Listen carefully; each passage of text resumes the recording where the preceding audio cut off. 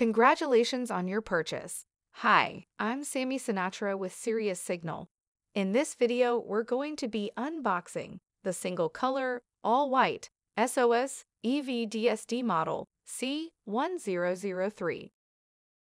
Start by opening the box. Set aside the daytime signal flag and whistle from the packaging. Remove the distress light. Then lift out the provided batteries. These items together eliminate flares and meet Coast Guard day and nighttime signaling requirements.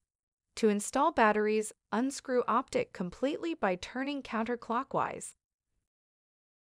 Install 3 C-cell batteries, positive face-up. Reinstall the optic by turning clockwise several turns until light flashes. Now back optic off until light stops flashing. Your Sirius Signal SOS EV-DSD is ready for use. The approved daytime distress flag can be displayed across the deck or aloft. The whistle is effective day or night. For additional operational and care instructions, read the packaging.